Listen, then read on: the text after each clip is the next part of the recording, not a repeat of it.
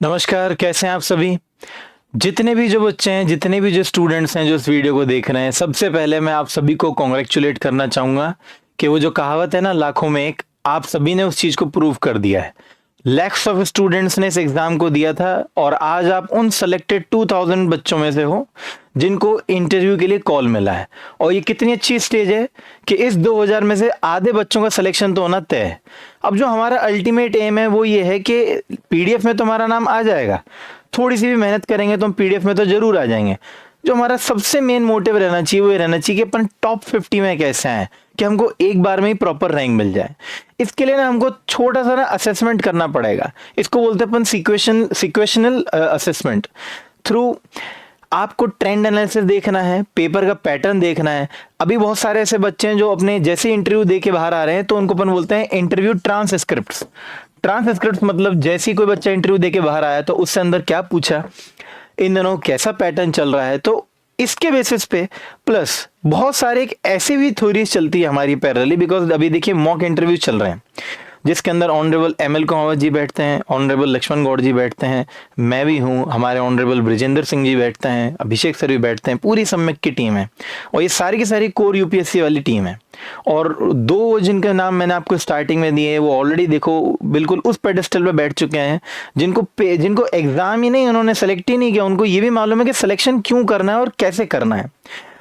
जिस बेसिस पे अभी तक हमने हमारे मॉक कन्वीन किए हैं, हमें खुशी मिल रही है ये देख के कि जो जो क्वेश्चन हम जनरली अभी तक मॉक में पूछते आ रहे हैं वो मैक्सिमम क्वेश्चन हमें बच्चों की ट्रांसक्रिप्ट्स में देखने को मिलते जा रहे हैं कि उनसे वहां पर क्या पूछते आ रहे हैं। बिकॉज मैंने आप सभी को पहले ही कहा था कि जिस हिसाब से साल प्री का पैटर्न चेंज हुआ है, इंटरव्यू का पैटर्न भी चेंज होगा, थोड़े से यूपीएससी स्टाइल में जाएगा, फैक्चुअल क्वेश्चन आएंगे कम आएंगे, रायसन स्पेसिफिक क्वेश्चन थोड़े से कम होंगे।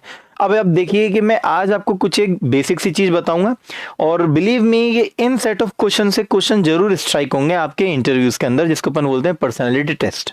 अब बिफोर अपन जंप करें डायरेक्टली कि पर्सनैलिटी टेस्ट के अंदर के सर आप डायरेक्टली बता दो कि ये प्रेडिक्टेड सेट ऑफ क्वेश्चंस होंगे, उससे पहले मैं आपको ये बताना चाहूंगा एक बेसिक छोटी सी चीज, क्योंकि ये आपको जनरली कहीं और बताया नहीं जाएगा।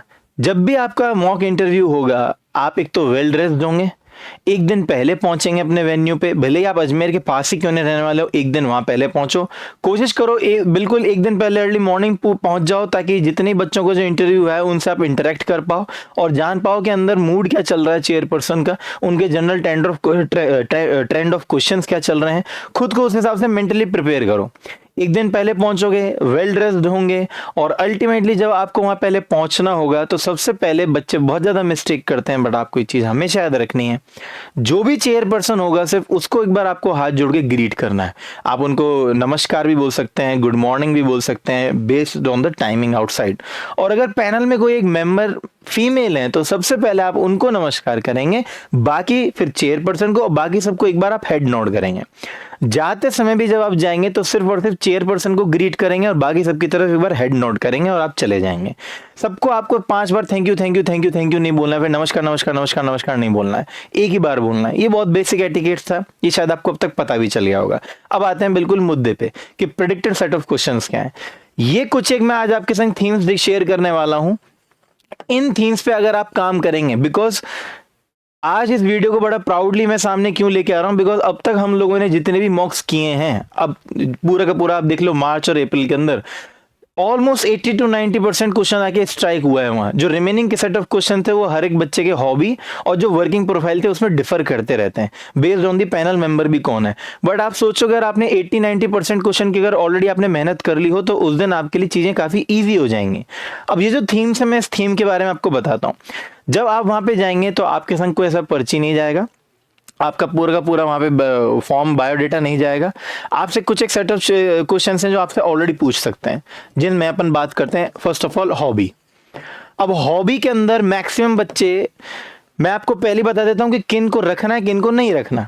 हॉबी पे से क्वेश्चन जनरली पूछा जाता है, चीजें बिल्कुल बेसिक से स्टार्ट करते हैं। हॉबी के अंदर मैक्सिमम बच्चे लिख देते हैं कि एक तो होता है प्लेइंग क्रिकेट और एक होता है वॉचिंग क्रिकेट। ये कोई हॉबी नहीं होती देखना।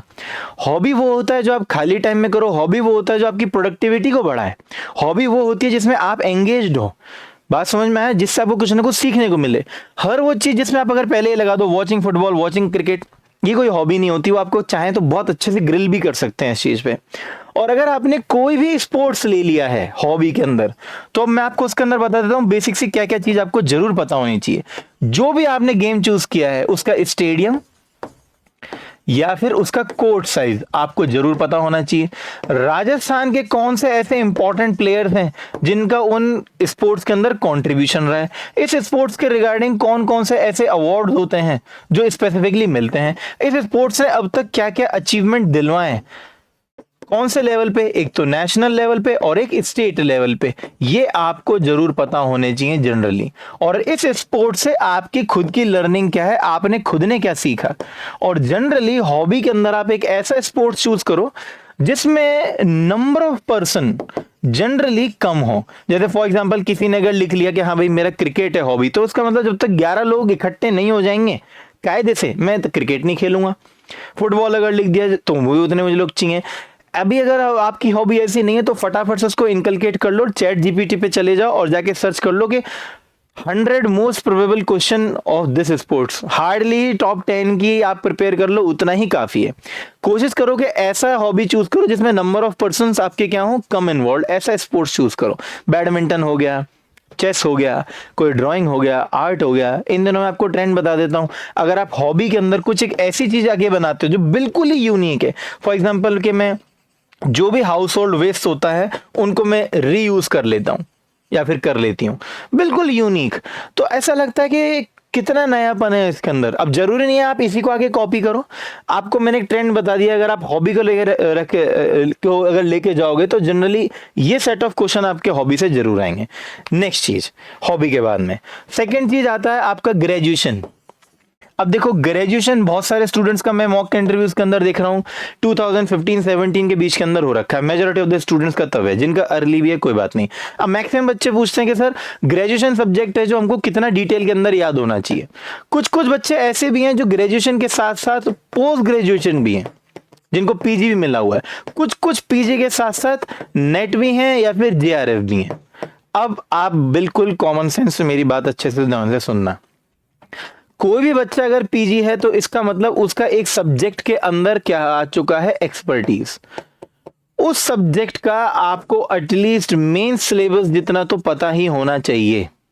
अगर किसी का हिस्ट्री है, किसी का पॉलिटी है, किसी का ज्योग्राफी है, तो आज आपका जो मेंस का सिलेबस है एटलीस्ट आपको उतना पता होना चाहिए। पीजी अगर आप ऑलरेडी पोस्ट ग्रेजुएट हैं किसी सब्जेक्ट के अंदर और आपने अगर उनको आगे मेंशन कर दिया है, अगर आपको उस वाले सब्जेक्ट के बारे में अगर जो नॉलेज कम है, बिलीव मी आपका 50 से ऊपर स्कोर नहीं जाएगा।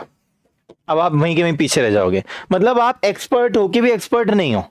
तो अगर आपका पीजी का सब्जेक्ट वीक है तो इसको छुपा लो, इसको मत बताओ उन्हें, आप सिर्फ अपना बता दो कौन सा सब्जेक्ट, ग्रेजुएशन। अब जनरली ग्रेजुएशन के अंदर 2-3 सब्जेक्ट होते हैं। अगर कोई बीएससी या फिर बीए करके आ रहा है, उनमें से किसी एक बेसिक वाले को चूज कर लेना जो भी आपका अच्छा हो। और अगर आपका ग्रेजुएशन के अंदर है, फॉर एग्जांपल अगर आप इंजीनियरिंग बैकग्राउंड से आ रहे हैं, तो फिर आपकी फील्ड या फिर स्ट्रीम फिक्स हो गई कि आप इलेक्ट्रॉनिक्स से हैं, इलेक्ट्रिकल से हैं, सिविल से हैं, मैकेनिकल से हैं, किसी से भी हैं। आप आज ही जाएंगे कोरा के ऊपर या फिर नेट के ऊपर, आप कभी बिल्कुल एक छोटी सी चीज आके सर्च कर लेंगे, कोई भी मोस्ट प्रोबेबल 10 से 20 क्वेश्चंस उस इंजीनियरिंग बैकग्राउंड वाले से आप इनको प्लीज प्रिपेयर कर लो। अगर आपको ये लगता है कि मेरा ग्रेजुएशन का टाइम इतना ज्यादा हो गया है, तो जो बोर्ड पर्सन है, जैसे हम अभी रोजाना आके बैठ रहे हैं तो हमारे संग आके सर भी बैठते हैं, हम देखते हैं कि अब एमएल सर हुए, गॉड सर हुए, इनके बहुत पुराने सब्जेक्ट्स इनके बीएससी किए हुए और इनको अब तक वो चीजें याद हैं।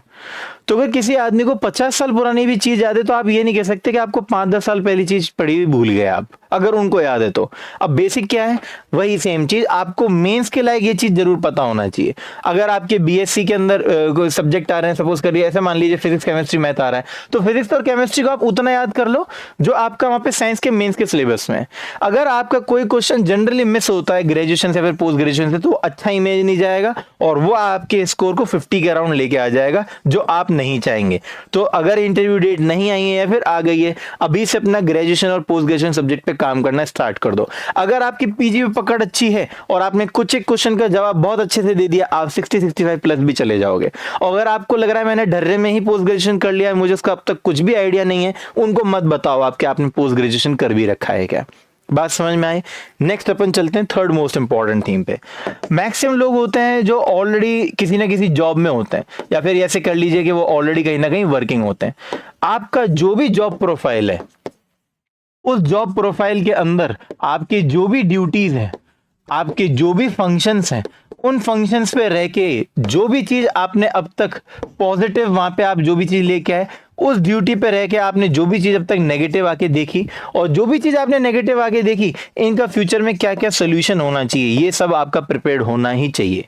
अगर मैं बोलूं फॉर एग्जांपल कि सर मैं जॉब और वर्किंग हूं for example as a teacher, तो मेरी वहां पे ड्यूटीज क्या रहती हैं, मेरे वहां पे क्या क्या सब्जेक्ट्स रहते हैं, कितना एंगेजमेंट रहता है, उसके पॉजिटिव मैंने मेरी ड्यूटी की वजह से कितने लोगों के अंदर कितने स्टूडेंट्स में चेंजेस लेके आया, मैंने कौन सी नई चीज आगे करी, नेगेटिव क्या लगता है वो आपको बताना पड़ेगा। For example being a teacher, क्योंकि गवर्नमेंट टीचर है तो वहां पे वो बोलेगा इंफ्रास्ट्रक्चर पुअर है सर, वहां पे बायोमेट्रिक्स अटेंडेंस का भी इशू आता है, टीचर कभी आते हैं कभी चले जाते हैं, पॉलिटिसाइजेशन का भी इशू पड़ता है, एनरोलमेंट भी कम आता है, फंडिंग की भी इशू आती है। इनकी फिर आपके पास क्या प्रेजेंट होने चाहिए, सोल्यूशन।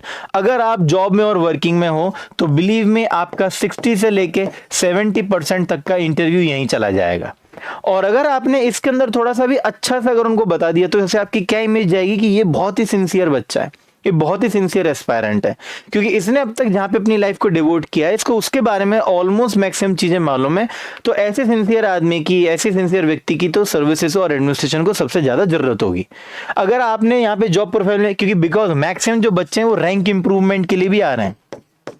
और मैं आपको कल का ही एक एग्जाम्पल देता हूं। कल एक, ऑब्वियसली आप किसी का नाम तो दे ही नहीं सकते, कोऑपरेटिव सर्विसेज के एक आते हैं, और मैंने उनसे बेसिक सी चीज पूछी कि जो कोऑपरेटिव सोसाइटीज हैं इनको बनाना हमारा फंडामेंटल राइट है या फिर नहीं है। अब उन्होंने कहा सर ये हमको कहीं नहीं हमारी ट्रेनिंग में बताया गया। बट आप ये चीज समझो कि ये तो बेसिक एस्पायरेंट को वैसे ही पता होनी चाहिए चीजें। उनसे तो बिल्कुल ही बेसिक चीज पूछा है कि जो कोऑपरेटिव सोसाइटीज हैं कौन से अमेंडमेंट्स आके जुड़ रही हैं, आर्टिकल 19 के अंदर कोऑपरेटिव सोसाइटी आती भी है कि नहीं आती है। मैं तो उस डेप्थ में गया ही नहीं, और ना मेरे को कोऑपरेटिव्स का सी मालूम। But generally as an aspirant तो हर एक चीज को पता भी रहता है। हमारा भी जब यूपीएससी का बैकग्राउंड रहा है पूरा का पूरा, तो हमें पता रहता है कितने मेंबर्स होते हैं, क्या नहीं होते हैं, क्रेडिट सोसाइटीज क्या होती हैं, सेंटर का क्या रोल होता है, स्टेट का क्या रोल होता है। अगर वो आदमी जॉब प्रोफाइल से, और अगर सोचो वो रैंक इंप्रूवमेंट के लिए भी आया हुआ है, कोई ऑलरेडी सर्विसेज में भी रहा है, और उसको उसकी जॉब के बारे में नहीं मालूम, इसका मतलब वो बिल्कुल भी सिंसियर नहीं है। उसने वहां पे भी अच्छे से काम नहीं किया और वो यहाँ पे भी अच्छे से काम नहीं करेगा। इसीलिए आप देखेंगे कि जो मैक्सिमम रैंक इंप्रूवमेंट वाले होते हैं जनरली उनको 40 से 50 के बीच में देके निकाल लेते हैं। वो वही मेनली होंगे लोग जनरली जिनका यहाँ पे एक्सपीरियंस या फिर यहाँ पे नॉलेज बेस कम रहा होगा। क्यों? क्योंकि उनसे मेजोरिटी ऑफ द क्वेश्चन है वो तो यहीं से आके पूछ रहे हैं। 60-70% क्वेश्चन तो उन्हीं से पूछेंगे जिनका ऑलरेडी जॉब या वर्किंग होगा। और इधर आके देखो 10 समथिंग परसेंट आपका आ जाएगा ग्रेजुएशन पोस्ट ग्रेजुएशन, और 10 समथिंग परसेंट क्वेश्चन आ जाएंगे आपके हॉबीज से। अब अगर कोई जॉब में और वर्किंग में नहीं है, उसके लिए गेम इजी हो गया, या तो ये कह लो गेम हार्ड हो गया। अब ये आपके ऊपर डिपेंड करता है। अब यहां पे आ जाएगी मेजर चीज। मेजर चीज क्या आएगी? करंट अफेयर्स, जो करंट की थीम चल रही है। अब जो करंट अफेयर्स हैं, इन करंट अफेयर्स के अंदर आपको मेजर ये देखना होगा कि करंट अफेयर्स में वो कौन सी न्यूज हैं जो भी इंटरनेशनली चल रही हैं। अब देखिए मैं आपको एक सेट ऑफ क्वेश्चन बताऊंगा, आपको इनके अंदर फॉलो करना ही करना है इन चीजों को। जो हमारे करंट अफेयर्स अभी चल रहे हैं इसको आप डिवाइड कर लो, फर्स्ट से डिवाइड कर लो इंटरनेशनल। अब इंटरनेशनल के अंदर देखो फॉर एग्जांपल जैसे रशिया और यूक्रेन का वॉर, इजराइल का और पैलेस्टीन का इश्यू, इधर यहाँ पे हमास ऑर्गेनाइजेशन का इश्यू चल रहा है, अफगानिस्तान का जो इश्यू चल रहा है, यहाँ पे दिएगो गार्सिया ऑलरेडी एक इंपॉर्टेंट चीज है। दिएगो गार्सिया हमारे लिए क्यों इंपॉर्टेंट हो जाता है? बिल्कुल इंडिया के साउथ में ही आता है ये, ठीक है।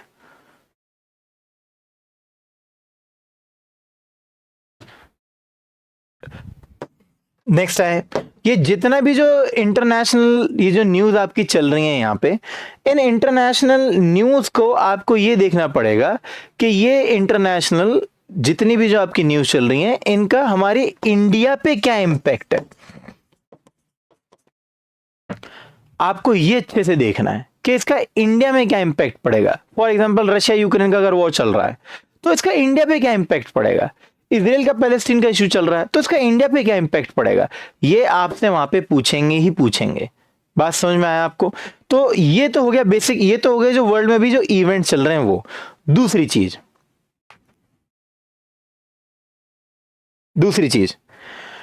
अभी जो मेजर इंटरनेशनल करंट के अंदर पूछ रहे हैं वो ट्रंप की जो पॉलिसीज हैं। अब ट्रंप की ना पॉलिसीज बहुत अलग अलग हैं और बहुत अलग अलग सारी भी चल रही हैं। फॉर एग्जांपल ट्रंप का अगर आप देखेंगे तो वो बात करते हैं कि हम देखो ग्रीनलैंड को अपने अंडर में ले लेंगे, वो बात करते हैं कि देखो अपन पनामा को भी अपने अंडर में ले लेंगे। अब आपसे पूछते हैं कि ये उनकी फिलॉसफी सही है फिर गलत है। अगर आप बोलते फिलॉसफी बिल्कुल सही है तो फिर वो क्यों सही है, बिल्कुल गलत है तो क्यों गलत है। ऐसे क्वेश्चन में ये इंपॉर्टेंट नहीं है कि आपने क्या स्टैंड लिया, कि जो इनकी फिलॉसफी है वो सही है या फिर गलत। ज्यादा इंपॉर्टेंट ये है कि आपने कोई स्टैंड लिया तो क्यों लिया। एक स्टूडेंट आया था, अभी हमने उससे पूछा कि भाई ट्रंप की जो फिलॉसफी है ग्रीनलैंड की और पनामा की अंडर लेने की, क्योंकि उन्होंने कहा कि सर, स्टूडेंट कहता है कि सर वहां पे ना रिसोर्सेज बहुत ज्यादा हैं ग्रीनलैंड के अंदर और एक छोटा सा कंट्री है डेनमार्क। अब देखो उनका व्यू पॉइंट सुनो। और सर वर्ल्ड में अगर देखा जाए तो रिसोर्सेज इक्वली डिस्ट्रीब्यूटेड ही होने चाहिए सबके बीच में। ग्रीनलैंड इतना बड़ा है, डेनमार्क छोटा सा कंट्री है, डेनमार्क के पास में पॉपुलेशन भी बहुत कम है, तो इतना बड़ा ग्रीनलैंड का वो क्या करेगा। कुछ ना कुछ तो इसके बीच में प्रोटोकॉल होना चाहिए सर डिवीजन का। और सर हमारा भी तो फ्यूचर के अंदर आइडिया है अखंड भारत बनाने का।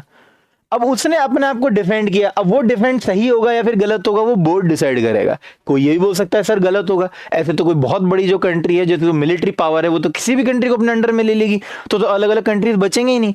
फिर तो देखा जाए तो वर्ल्ड में सिर्फ 3-4 ही कंट्री बचेंगे, फिर तो कोई बचने वाला नहीं है अगर एक एक कंट्री को अपन ऐसे अंडर में लेते गए। दोनों का स्टैंड वैसा है। अब आपको इससे आपकी पर्सनैलिटी शो होती है कि आपका जो जजमेंट है वो किस डायरेक्शन में जा रहा है। जनरली ऐसे स्टेप के आप अगेंस्ट ही रहेंगे कि नहीं, आप किसी भी ऐसे कंट्री को अपने अंडर में नहीं ले सकते। अगर आपको कोई रिसोर्सेज चाहिए तो आप इंटरनेशनल मार्केट में जाओ और उनको खरीदो, कि अगर आपको ये मिनरल चाहिए, ये रिसोर्स चाहिए, तो उसके मार्केट में प्लेयर्स होंगे अलग अलग, उनसे उन चीजों को लेंगे, आप ऐसे डिपेंड नहीं करेंगे। बट यहाँ पे उस चीज में उसको जज नहीं किया जाएगा, ये देखा जाएगा कि उसने ऐसी क्या तार्किक क्षमता लगाई ये बोलने के लिए कि हाँ सर उनका स्टेप सही है। नेक्स्ट, ट्रंप की अभी क्या फिलॉसफी चल रही है जेंडर के ऊपर। ट्रंप साहब बोलते हैं कि नेचर के अंदर सिर्फ और सिर्फ 2 ही जेंडर हैं, एक तो होता है मेल, एक होता है फीमेल। आप साफ साफ बोलेंगे मैं इसके अगेंस्ट हूं। ट्रांस पीपल भी होते हैं और वो नेचुरली भी होते हैं और इंडिया रिकॉग्नाइज भी करता है ट्रांस पीपल को। इसीलिए मैं आपको एक एक चीज को थीम को लेके डेप्थ में आगे बता रहा हूं। नेक्स्ट आप आएंगे ऑब्वियसली ट्रंप की टैरिफ पॉलिसीज के ऊपर। ये टैरिफ पॉलिसीज का ऑब्वियसली क्या इम्पैक्ट होगा इंडिया पे, ऑब्वियसली पॉजिटिव और नेगेटिव। इसका और भी क्या इम्पैक्ट होगा राजस्थान पे। राजस्थान स्पेसिफिक जरूरी है, वहां पे आप कॉमन सेंस लगा सकते हो। राजस्थान में टॉप 5 एक्सपोर्ट जनरली क्या होते हैं हमारे, जेम्स, ज्वेलरी, टेक्सटाइल, वूल, मिनरल्स, मेटालिक्स। तो आप देखोगे और वो भी इंटरनेशनल मार्केट में जाएंगे तो फिर उनके ऊपर भी टैरिफ लगने लग जाएगा। हमारी मैन्युफैक्चरिंग सेक्टर का वैसे भी शेयर कम है तो और कम होने लग जाएगा, वो कितने प्रभावित होंगे। यहाँ पे आपने थोड़ा सा इस्तेमाल किया अपनी इकोनॉमिक सर्वे का नॉलेज, क्योंकि आपको पता चल गया है कि हम मेजरली कौन सी चीजों को एक्सपोर्ट करते हैं और हर वो चीज जो एक्सपोर्ट होगी उसके ऊपर तो क्या लगेगा, टैरिफ। आप शॉक हो जाओगे, रिसेंटली भी टैरिफ ऑलमोस्ट 3521% लगाया है साउथ ईस्ट एशियन कंट्रीज के ऊपर, वो भी मेनली सोलर पैनल के ऊपर। अब वो तो सोलर पैनल बनाते ही नहीं है, बेचते भी नहीं है, तब भी उनके ऊपर क्यों लगाया। आपको एनालिसिस करना है, इसका डेप्थ में जाना पड़ेगा कि साउथ ईस्ट कंट्रीज के ऊपर ही क्यों लगाया है। क्या मालूम चाइना के ऊपर जो हैवी टैरिफ लगाया तो चाइना इनके रास्ते से उस माल को बेचने का स्टार्ट कर रहा हो। ये कुछ एक करंट की थीम हो जाएंगी जिनके बारे में आपको पता ही रहना चाहिए।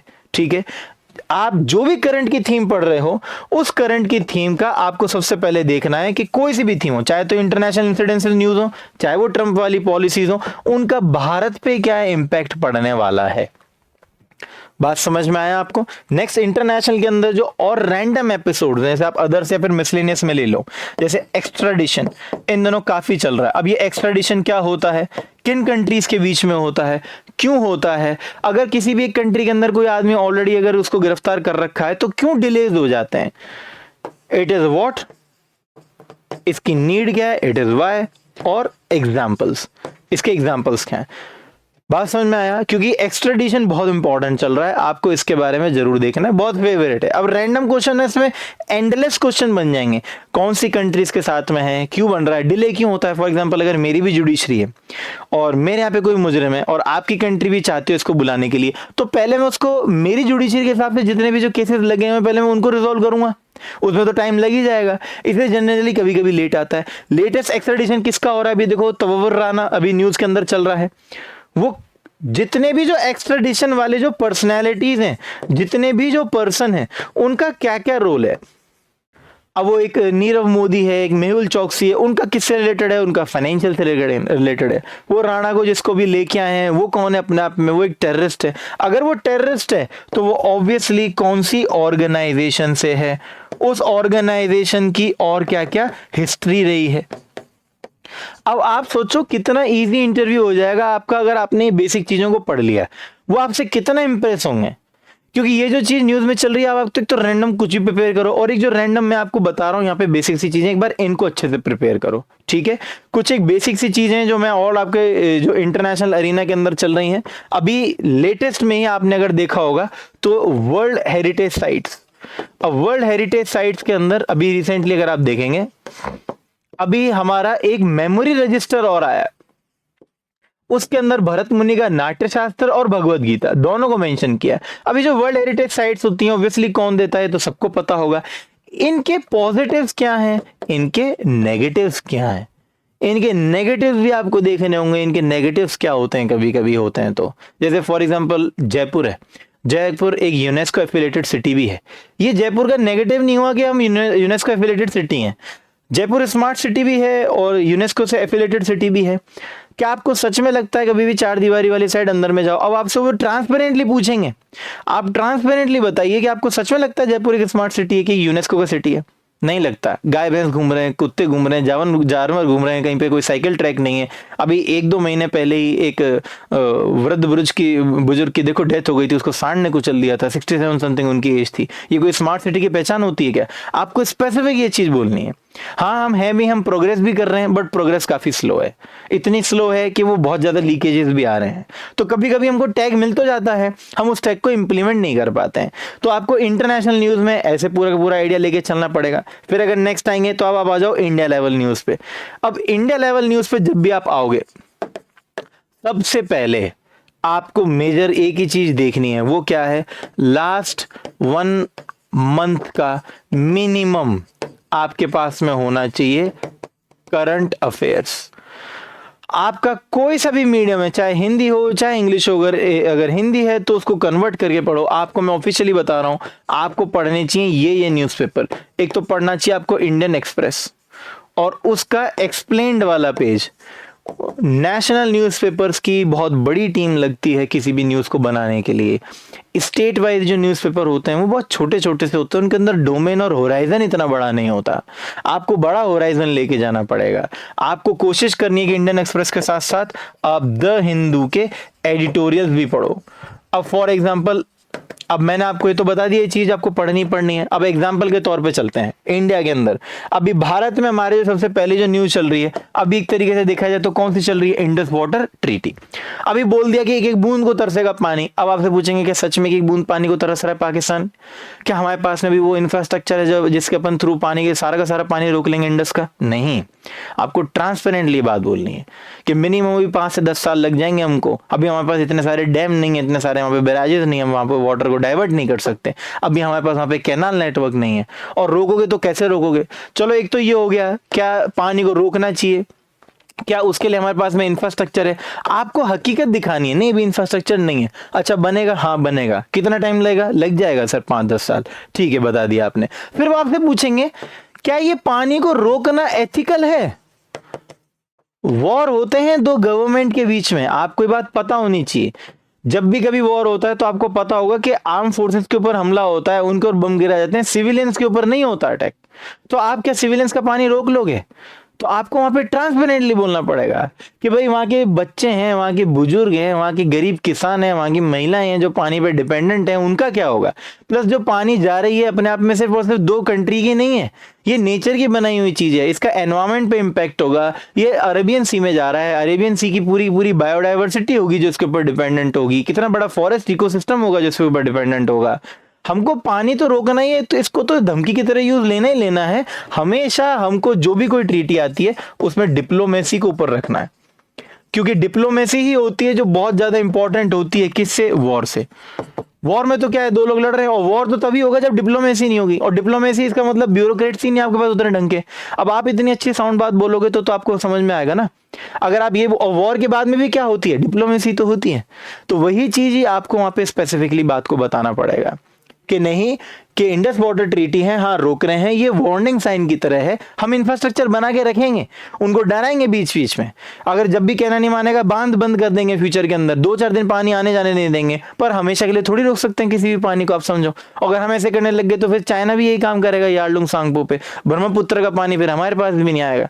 चलो हमारे पास बाकी तो और भी बहुत नदियां हैं, पर हम वसुधैव कुटुंबकम में बिलीव रखते हैं, the world is one family. हमारी जो परेशानी है, हमें जिससे विपत्ति, हमें जिससे परेशानी है, वो है टेररिस्ट ऑर्गेनाइजेशंस।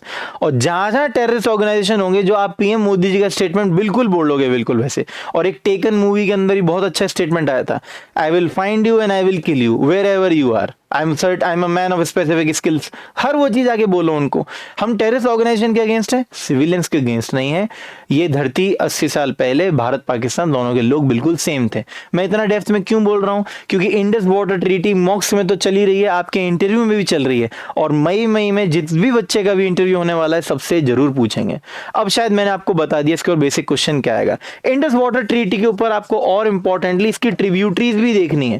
ट्रिब्यूटरीज कौन कौन सी हैं, और ट्रिब्यूटरीज को आप डिवाइड कर लो, वो जो ट्रांस हिमालयस वाली हैं, फॉर एग्जांपल न्यूब्रा, जास्कर, गलवान, श्योक, ये तो वो हैं जो ट्रांस हिमालय से आती हैं। कुछ वो होती हैं जो हमारे मिडिल और लेसर हिमालय से आ रही हैं, वो आ जाएंगी मेनली हमारी झेलम, सतलज, चेनाब, रावी, ब्यास। और इसमें भी याद रखना, ब्यास ऐसी इकलौती नदी है जो सिर्फ और सिर्फ ओनली इन इंडिया, बाकी सारी की सारी नदियां भारत से और पाकिस्तान से दोनों से होकर निकलती हैं, सिर्फ ब्यास ही है जो सिर्फ भारत से होकर निकलती है, बाकी दोनों के दोनों में से जाएंगी। तो इंडस की ट्रिब्यूटरीज आपको बहुत अच्छे से देखनी है। इंडस के ऊपर जितनी भी जो रिवर सिस्टम है उनमें डैम्स देखना है आपको, ये सलल दुलस्ती कहाँ है, किशन गंगा कहाँ है, चेनाब के ऊपर क्या बन रहा है, बगलियार, XYZ हर चीज पढ़ना है। वो कौन सा जो सबसे बड़ा ब्रिज है अभी जो अपन बना रहे हैं, कौन सी नदी के ऊपर है, चेनाब के ऊपर है, कितना मीटर हाइट है, क्या उससे फायदा मिलेगा, आर्मी की कैसे मूवमेंट होगी, ये आपको अच्छे से देखना पड़ेगा। और इसी इंडस वाटर ट्रीटी के साथ साथ, क्योंकि थोड़ा बहुत लद्दाख भी न्यूज में है, तो आपको ये देखना होगा कि जो लद्दाख है ये क्यों डिमांड कर रहा है 6th शेड्यूल की।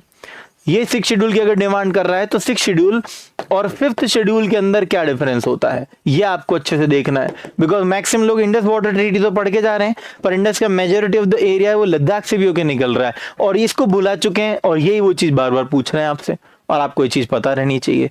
बात समझ में आया। फिर अपन बात करते हैं नेक्स्ट, जो बिल्कुल ही रिसेंट है। इंडस वाटर ट्रीटी तो इफेक्ट था, जो कॉज था वो कॉज क्या था, कॉज था हमारा पहलगाम अटैक। अभी जो पहलगाम के अंदर जो अटैक हुआ है, अब इसके अंदर आपको बेसिक चीजें क्या याद रखनी है।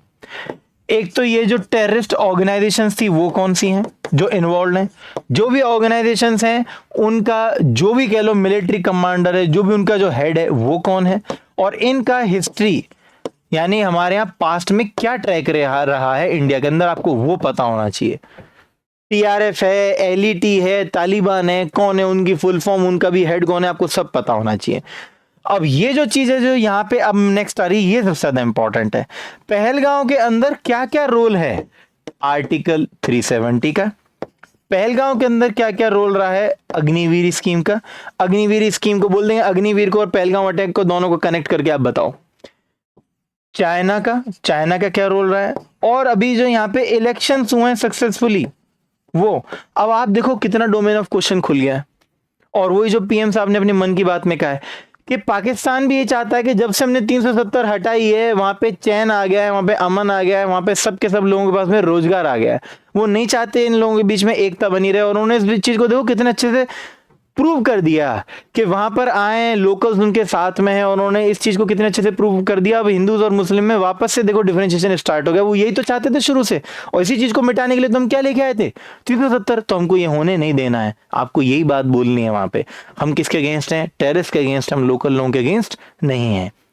अग्निवीर का क्या रोल है, अब हमारे पास आर्म फोर्सेस पहले से कम होने लग गई है, उनके ऊपर प्रेशर ज्यादा होने लग गया। देखो 1.5 घंटा लेट पहुंची थी वहां पे फोर्सेस। ये नए लोग हैं, इनके पास इतनी ट्रेनिंग नहीं है, वो पुराने लोग थे उनके पास ट्रेनिंग भी ज्यादा थी। तो अग्निवीर को तो कंटिन्यू करो ही करो सर, जो पुरानी वाली पद्धति थी उसको भी कोशिश करो कि दोबारा इन्वॉल्व करवा पाओ। बिकॉज इंडिया जैसे रीजन में जो बहुत ज्यादा माउंटेनियस रीजन है, माउंटेनियस रीजन पे चाहे आप कितनी क्यों नहीं टेक्नोलॉजी लेके आ जाओ, एक ह्यूमन बीइंग की रिक्वायरमेंट तो ह्यूमन बीइंग ही फुलफिल कर सकता है। अगर ऊपर मुठभेड़ हो चुकी, मुठभेड़ भी नहीं बोलेंगे, उन्होंने क्रूरता से उनको अगर मार भी दिया तो हमारी आर्म फोर्सेस 1.5 घंटे तक ऊपर नहीं पहुंच पाई। और अभी आप देखोगे 2019 से पहले तो हमेशा वहां पे चौकसी रहती थी, मैक्सिमम वहां पे लोग प्रेजेंट रहते थे क्योंकि वहां पे फोर्स कम हो गई है। इसका क्या रिलेशन है, ऐसे आपको जोड़ो, इसका एंगल जोड़ो, डायरेक्टली तो लड़ नहीं सकता, क्या पता उनको आगे फंड कर रहा हो। ये जो यहाँ पे जो इस वाले एरिया के अंदर जितना भी विकास होने लग गया है, क्या पता इसको मिर्ची लग रही हो।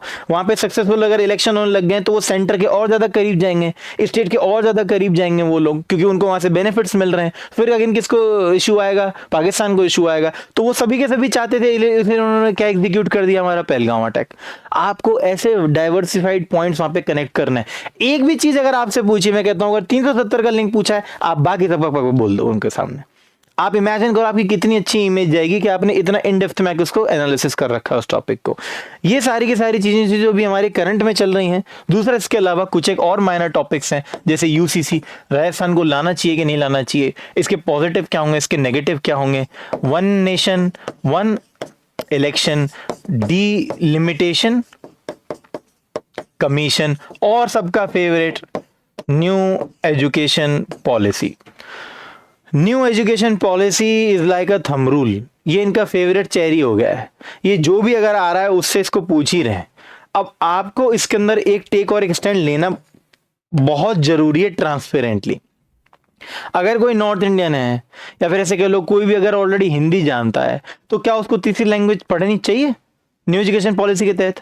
और अगर साउथ में ऐसा इश्यू आ रहा है तो फिर साउथ में ऐसा इश्यू क्यों आ रहा है? और आप हकीकत में, आप अगर पर्सनली अगर आपसे पूछा जाए, भूल जाओ नॉर्थ और साउथ को, आप बस इतना बताओ कि हाँ भाई, अगर ये न्यू एजुकेशन पॉलिसी के अंदर जो 3 लैंग्वेज फॉर्मूला आया है, क्या किसी भी एरिया के अंदर किसी भी बच्चे को सच में 3 लैंग्वेजेस पढ़ने पे ज्यादा फोकस करना चाहिए, या फिर कोई भी बेसिक 1 या 2 लैंग्वेज और अपने बाकी के साइंस, मैथ्स, मॉरल साइंस उनको पढ़ना ज्यादा जरूरी है? ट्रांसपेरेंटली एक आंसर देना बहुत जरूरी है। ऐसे नहीं just because we are from north India. Ultimately भूलो मत, राजस्थान के सिटीजन नहीं हो, इंडिया के सिटीजन हो, सिटीजनशिप हमारी एक ही मिलती है, बोलती है यूनियन की। We are union in spirit and federal in form. आपको उसके अंदर थोड़ा सा रियलिस्टिक बातों को बताना है, फिर ये बताना है कैसे हारमोनी आएगी, और फिर ये भी नहीं कहना है कि हाँ सर हिंदी एक ना एक दिन जरूर नेशनल लैंग्वेज बनेगी, कब बनेगी नहीं मालूम, पर जब तक विकसित भारत बनेगा 2047 क्या पता तब तक तो जरूर बन जाए। तो हिंदी के रिगार्डिंग जो भी फैक्ट्स हैं, आर्टिकल आपका 343 हो गया कि वो एक ऑफिशियल लैंग्वेज है, देवनागरी लिपि के अंदर लिखा हुआ है, उसके बारे में आप बात करेंगे। आप अगेन बात करेंगे आर्टिकल 350A की, मदर टंग की जो बात करते हैं हमारे पास में, वर्नाक्युलर लैंग्वेज की जो बात करते हैं 350A 350B, उनकी बातें करोगे आप थोड़ा सा थीम के अंदर बात करेंगे। बात समझ में आई? और न्यू एजुकेशन पॉलिसी के जो बाकी कैरेक्टरिस्टिक्स हैं, वो कौन सा वोकेशनल ट्रेनिंग आ रहा है, कितने स्टेप बाय स्टेप के अंदर यहाँ पे एजुकेशन प्रोवाइड की जाएगी, ये काफी सारी की चीजें बेसिक हैं, इनको आपको जरूर पता होना चाहिए। सेंटर स्टेट रिलेशन के अंदर आप अगेन आओगे तो बहुत इंपॉर्टेंट रोल ऑफ गवर्नर, वही तमिलनाडु की वजह से जो गवर्नर का जो रोल है, ऑब्वियसली वो क्यों होना चाहिए, या फिर बोलेंगे गवर्नर को हटा दें या फिर नहीं हटाएं, आपको बेसिक्स के अंदर पता होना चाहिए। और सबसे important article 142 of the Indian constitution which provides enormous power to our judiciary. अब जुडिशरी आर्टिकल 142 के तहत 2 चीज कर सकती है, या तो जुडिशियल एक्टिविज्म या फिर जुडिशियल ओवर रीच। अब जैसे आपने विशाखा गाइडलाइंस बनाई, प्रकाश सिंह कमिटीज को अगर आपने इंप्लीमेंट किया, ये तो एक्टिविज्म हो गया। ओवर रीच क्या है? हर वो चीज जिसकी डिमांड नहीं थी और आपने उसको लेके आ जाए। फॉर एग्जांपल नेशनल एंथम, वो भी कहां पे? म्यूजिक के अंदर, एंटरटेनमेंट हॉल के अंदर, जहां पे आप सिनेमा हॉल के अंदर जा रहे हो, ये ओवर रीच हो गया। जब भी किसी चीज की जिसकी लोग डिमांड ना करें, जब डिमांड नहीं हो रही और ऑलरेडी कोई ना कोई लॉ बना भी हुआ है, आपने तब भी अगर कोई एक्ट बना दिया तो उसको अपन क्या बोलेंगे? Over reach. अब इसमें मेन चीज क्या आ जाएगा?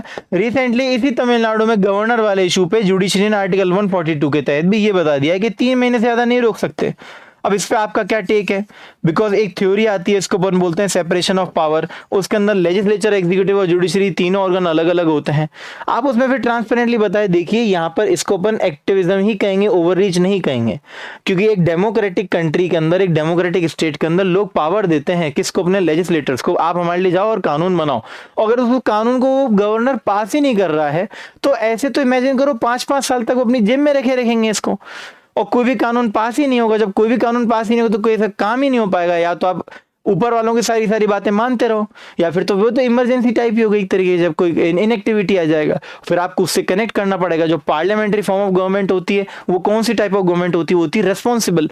हमने पार्लियामेंट्री टाइप ऑफ गवर्नमेंट इसीलिए तो चूज की क्योंकि ये होती है हमारी रिस्पॉन्सिबल, वरना हम किसको चूज कर लेते? प्रेसिडेंशियल फॉर्म ऑफ गवर्नमेंट में। अब देखो यूएसए के अंदर जो प्रेसिडेंट डोनाल्ड ट्रंप, जो मैंने ऊपर अभी जस्ट लास्ट में लिखा है, जब से आए वहां पे हर 100 दिन बाद में जैसे प्रेसिडेंट आता है एक सर्वे करवाते हैं, 39-40 समथिंग परसेंट ही लोग खुश हैं उनसे। अब आए और आते सबके सब लोग नाराज होने लग गए उनसे, क्योंकि उनको मतलब ही नहीं है रिस्पॉन्सिबिलिटी से, हमको मतलब है। तो हाँ सर, ये जो 3 महीने के अंदर जो लेके आए जुडिशरी, ये ओवर रीच नहीं, एक्टिविज्म ही होगा, ये काम अच्छा है, बट जुडिशरी की और भी ड्यूटीज बनती हैं उनको पैरेलली, उस पर भी काम करना चाहिए। वो जो पुणे के अंदर जो पॉर्श का जो केस था, आप इनको हाईलाइट करना। वो बच्चा जिसने जो पॉर्श कार से जा रहा था और उसने कुचल दिया 2-3 लोगों को, बेचारे सबकी डेथ हो गई, उसको सजा में क्या मिलती है? सिर्फ कि 300 पेज का या फिर शायद 300 वर्ड्स का क्या लिख दो आप, एक ऐसे लिख दो। ऐसे तो कोई भी किसी को कुचलता रहेगा और बदले में क्या लिखता रहेगा? ये लो 300 वर्ड्स, मैं माफी चाहता हूँ। जैसे बच्चों में नहीं लिख देते थे, I will do my homework, I will do my homework, I will do my homework, I will do my homework. ये कोई सजा थोड़ी हुई। आप अपनी ड्यूटी बहुत अच्छे से कर रहे हो, यस, आप प्रोटेक्टर हो कॉन्स्टिट्यूशन के, आप गार्जियन हो कॉन्स्टिट्यूशन के, आप सब कुछ हो, करता धरता हो, बट कुछ इश्यूज आपके यहाँ भी हैं, आपको उनको भी रिजॉल्व करना है। इसीलिए जुडिशरी से संबंधित आर्टिकल 142 तो आएगा ही आएगा, आपको पैरेलली एनजेएसी भी देखना है, जो जुडिशियल अकाउंटेबिलिटी और ट्रांसपेरेंसी की तरफ भी आपको लेके जाएगा। ये एनजेसी क्या होता है? ये पहले भी आया था 99th अमेंडमेंट एक्ट, उसको इन्होंने नल एंड वॉइड कर दिया था। अब इसकी दोबारा डिमांड उठ रही है क्योंकि जुडिशरी के अंदर भी क्या आनी चाहिए? ट्रांसपेरेंसी। ये कुछ एक नेशनल न्यूज हैं, इनको आपको रोटेशन में लेके आना है और आपको अच्छे से पढ़ना होगा।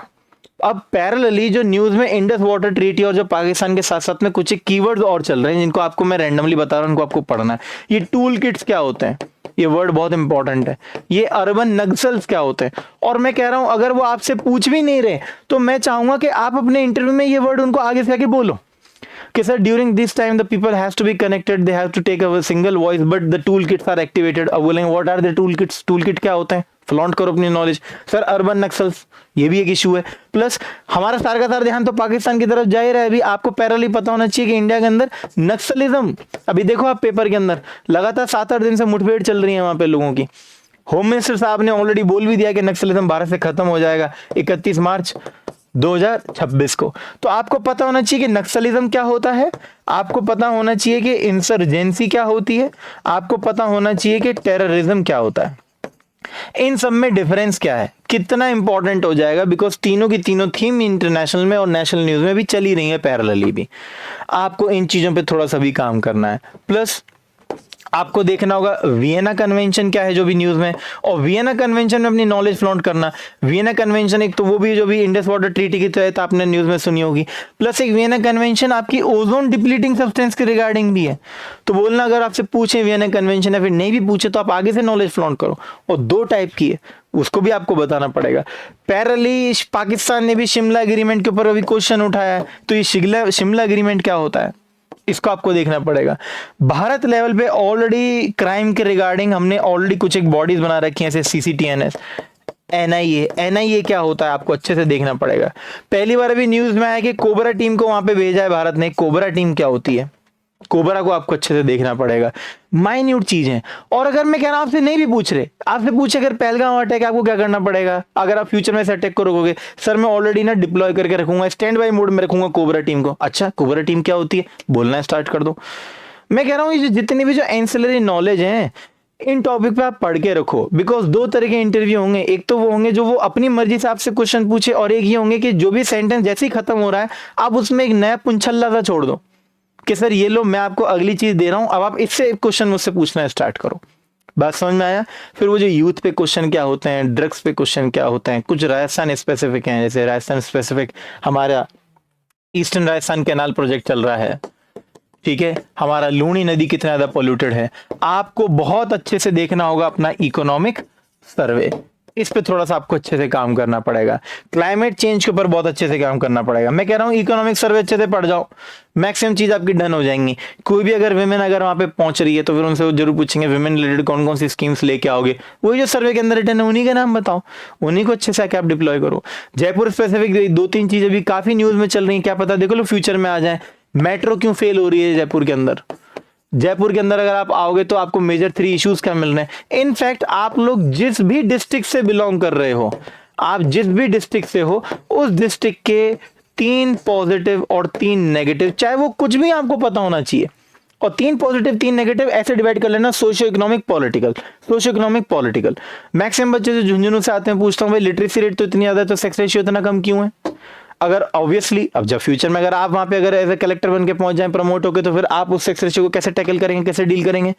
ये बेसिक सी चीज हो जाएंगी। और ऑब्वियसली जो भी आपका होम डिस्ट्रिक्ट है, जो भी आपका होम डिस्ट्रिक्ट है, उस होम डिस्ट्रिक्ट का आपको सब कुछ पता होना चाहिए। वहां की सोसाइटी, वहां पे सोशियो इकोनॉमिक फैक्टर्स क्या है, वहां की डेमोग्राफी, डेमोग्राफी के अंदर सब कुछ आ जाएगा, literacy rate, sex ratio, child sex ratio, enrolment ratio, वहां की पॉलिटिक्स क्या रही है, कितना परसेंटेज वोट आता है, मेजर कौन कौन सी पार्टीज वहां पे एक्टिवेटेड रहती हैं, वहां की आपको ज्योग्राफी पता होनी चाहिए, वहां पे कौन सी माउंटेन है, वहां पे कौन सी रिवर है, वहां की जो सॉइल है वो एग्रीकल्चर सॉइल क्लासिफिकेशन के हिसाब से कौन सी वाली सॉइल है, वहां पे जो मेनली एग्रीकल्चर होता है वो कौन से टाइप का एग्रीकल्चर होता है। आपको ये बेसिक चीज अपने डिस्ट्रिक्ट के बारे में पता ही रहनी चाहिए। और वो जनरली ऐसे क्वेश्चन पूछ लेंगे कि चलिए कोई सीनियर है अगर आपके पास में विजिट देने आए 3 घंटे के लिए, तो आप उनको कहाँ का घुमाओगे? अब फॉर एग्जांपल जैसे मैं जयपुर का हूँ, मैंने एक बच्चे से पूछा कि हाँ जी अगर कोई आपके पास में अगर आता है जयपुर तो आप उनको 3 घंटे में कहाँ घुमाओगे? अब देखो वो क्या कहता है, सर मैं पहले ले जाऊंगा चौखी रानी, फिर मैं ले जाऊंगा उन्हें Nahargarh zoological park, biological park, जो बिल्कुल वहां। मैं भाई चौखी रानी में 2-3 घंटे तो वहीं घुला देगा, फिर और कहाँ लेके जाएगा उन्हें? इससे पता चलता है कि इसकी प्लानिंग कैसी है। इससे ये नहीं पता चल रहा कि इसको इंपॉर्टेंस कौन कौन सी जगह जानी है। आप उनको वहीं कहीं घुमा दो ना अंदर, सर ये रहा हवा महल, जंतर मंतर और ये जो भी सिटी पैलेस है हमारा, इतना एक घंटा यहाँ लिख जाएगा, और ये वर्ल्ड सिटी हमारा ये। इससे पता चलता है how good you are at planning. अगर मैंने बोलता कि अगर मैं आपको 1 दिन देता हूँ, अब आप आराम से बोलो सर आमेर घुमाऊंगा, जयगढ़ घुमाऊंगा, नाहरगढ़ घुमाऊंगा, फिर वहां से घुमाऊंगा जल महल, हवा महल, ये फिर, और शाम के टाइम जब वो थका जाएंगे उन्हें ले जाऊंगा वहां और घुमा फिरा के अपने घर, बोले भैया घर जाओ। अब आपको ये बेसिक सी चीज क्या शो करती है कि how good you are at planning, आपकी डिसीजन मेकिंग कितनी अच्छी है। ये जो आज हमारा सेशन था, इसके रिगार्डिंग मैं आपको ये बताना चाह रहा हूं कि करंट की थीम पे ज्यादा फोकस करो। और वो जो भी बच्चे ना जो घबरा रहे हैं कि ग्रीन बजट पूछ लिया, कुछ ही पूछ लिया, ये सारी की सारी चीजें इकोनॉमिक सर्वे हैं। आप राजस्थान से रिलेटेड जो भी कोई चीज पूछ रहे हैं वो इकोनॉमिक सर्वे से पढ़ो। इंडिया स्पेसिफिक जो भी चीजें आपको मैंने बता दिया, आपको इंडिया स्पेसिफिक जो भी चीजें पढ़नी है उसके अंदर आपको न्यूज़पेपर को फॉलो करना है, बहुत अच्छे से रिलीजियसली फॉलो करना है। रिलीजियसली का मतलब होता है बिल्कुल अपनी सत्य निष्ठा से उसको फॉलो करो कि एक भी चीज मिस नहीं हो जाए। मिनिमम 1 मंथ का तो आपको पढ़ना ही पढ़ना है, कोई 2 न्यूज़पेपर तो आप जरूर पढ़ो। इन दोनों में से किसी एक, चाहे आपका मीडियम हिंदी ही क्यों नहीं है, एक न्यूज़पेपर तो इन दोनों में से जरूर पढ़ो। प्लस राजस्थान के अंदर या तो आप पढ़ लो दैनिक भास्कर या फिर आप पढ़ लो राजस्थान पत्रिका। दो का कॉम्बिनेशन लेके चलो ना यार। और लास्ट एक चीज को और अपन यहाँ पे डाउट को सॉल्व करेंगे।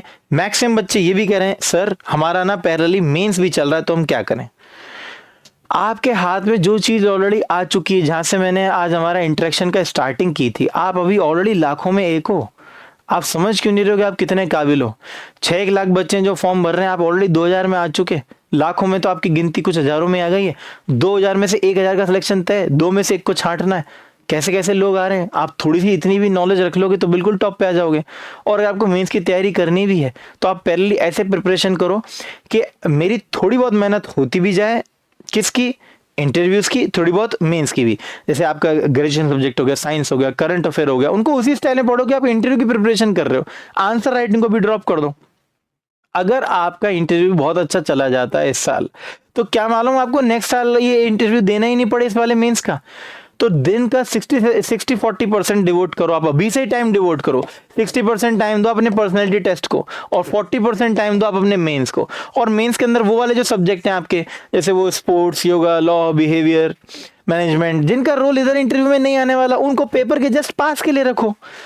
जैसे 17 जून का अगर होने वाला है तो उनको 1 जून के बाद के लिए रखो। राजस्थान हिस्ट्री क्या है, ये वो बेसिक सी चीजें उनको हटाओ। और जो बिल्कुल कॉमन है इंडिया लेवल पे, नेशनल लेवल पे, क्या मालूम अगली बार में तुम्हारा ही नाम सबसे पहले आ जाए इंटरव्यूज के अंदर, इनको प्रायोरिटी पे पहले रखो। और अगर मई वाली साइकिल के अंदर पहले से तुम्हारा अगर इंटरव्यू हो जाएगा तो तुम थका हार के आओगे, फिर तुम्हारे मेंस में 1 महीना वैसे ही मिलेगा, 1 महीने में तुम आराम से अच्छा मेंस की तैयारी कर लेना। अभी मेरे कहने का मतलब है कि इंटरव्यू पे अच्छे से फोकस करो। Believe me, we are part of the mock team, और ये क्यों इतना प्राउडली हम इसको बता पा रहे हैं, because the question which we are keep on asking, the same question have been reflected in RPSC interviews also. आप उनकी ट्रांसक्रिप्ट देख लो, और जो भी बच्चा जिसने अभी तक मॉक भी देखा है, आप वो चीज कॉमन देख लो, जरूर बोलेगा कि हाँ ये चीज आ रही है। Why? Because the team which is asking the question is entirely belonging from the UPSC platform. और वहां पे भी देखो पेपर पैटर्न बदल चुका है। आपकी प्रीलिम्स की कट ऑफ इस साल देखो 71-70 नंबर ही गई है। कितना ट्रांसपेरेंटली पेपर हुआ है। आप इसी थीम पे जाओ, थोड़ी सी एनालिटिकल अप्रोच के ऊपर जाओ, बिलीव मी इंटरव्यूज में आपका बहुत अच्छा स्कोर आएगा। तो जो मोस्ट प्रिडिक्टेबल थीम थी, उस थीम के अंदर आपको बस गिनी चुनी 4-5 चीजों को याद रखना है। एक, आपकी हॉबी। दूसरा, आपका ग्रेजुएशन या फिर जो पोस्ट ग्रेजुएशन वाला सब्जेक्ट है। दूसरा, फिर जो आपको बता दो होम डिस्ट्रिक्ट, या फिर जो ओवरऑल राजस्थान के जितने भी जो डिस्ट्रिक्ट हैं उनके 3 पॉजिटिव 3 नेगेटिव। और जो करंट अफेयर हैं, करंट अफेयर के अंदर ऑब्वियसली इंटरनेशनल, जिनकी मैंने मेजर लिस्ट बताई वो तो जरूर पढ़ना, इंडिया, और मैंने बहुतों के अंदर आपको डायनेमिक्स भी बताएं कि आपको अपना वे फॉरवर्ड भी कैसे रखना चाहिए। अब आपके जो डाउट्स हैं एक बार वो पूछ लीजिए फटाफट, हम इस सेशन को फिर फटाफट उठा के एंड करते हैं।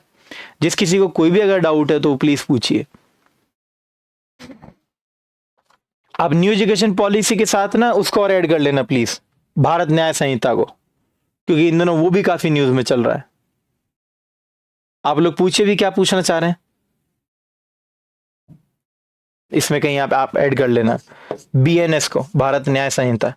ये क्या है, इसके क्या फायदे हैं, इसके क्या कैरेक्टरिस्टिक्स हैं। किसी को कोई भी डाउट नहीं है, बताइए फटाफट। कोई सिचुएशनल क्वेश्चन हो जिसमें आप फंसे हो, कोई मॉक में आपसे अगर कोई क्वेश्चन पूछा हो जिसका आपको आंसर अभी तक नहीं पता हो, आपको लगता है कि सर ये इसके अंदर तो थोड़ा सा मुझे डाउट है, तो अगर आपको कुछ भी डाउट लग रहा है बेझिझक उसको पूछो। इसके बाद आपको शायद ही ऐसा कोई मौका मिले।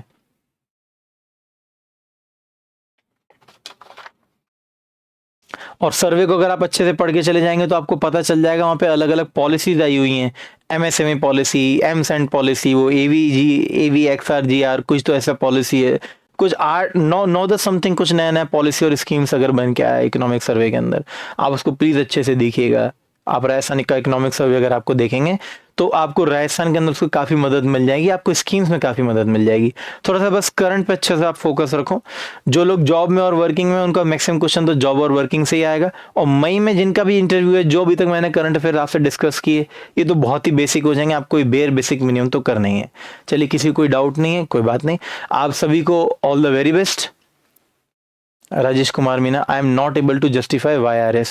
राजेश जी बुरा मत मानिएगा, जब आप ही जस्टिफाई नहीं करवा पाएंगे तो कोई और कैसे जस्टिफाई करवा पाएगा आपकी तरफ से।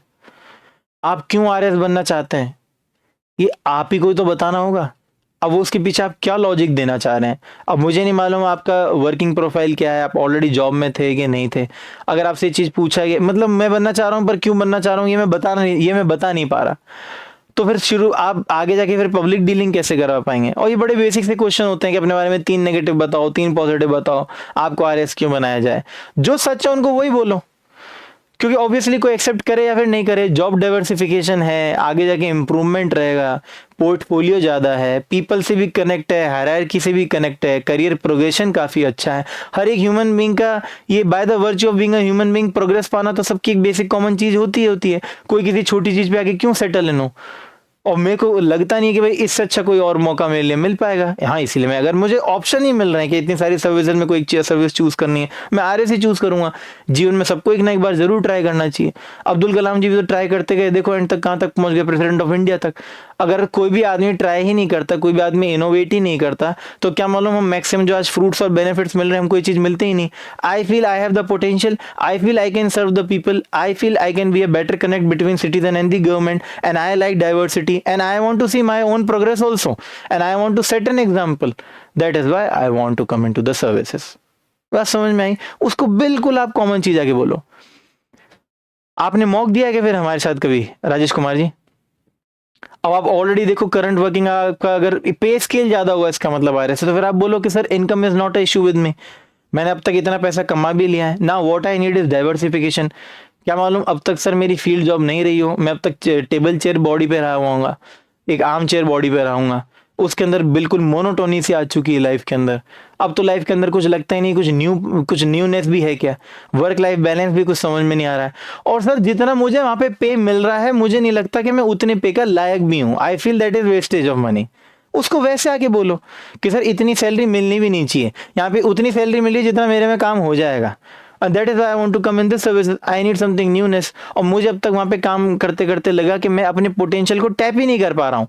और जरूरी नहीं है मनी एक ही एजेंट हो। अगर सुभाष चंद्र बोस जी, आप ऐसा एग्जाम्पल दो, हमेशा एक बड़ा कॉज होता है। उस समय के आईसीएस में वो लोग आज नहीं बन पा रहे इंडिपेंडेंट और डेमोक्रेटिक कंट्री में, वो उस टाइम के थे, ड्रॉप कर गया और देश को आजाद किया। अगर वो उस समय ड्रॉप नहीं करते और इसी में रह जाते कि नहीं यहाँ पे तो ज्यादा पैसे मिल रहे हैं तो क्यों छोड़ के आऊं, तो क्या पता देश आजाद भी नहीं हो पाता, क्योंकि सबका कॉन्ट्रीब्यूशन तो इक्वल है।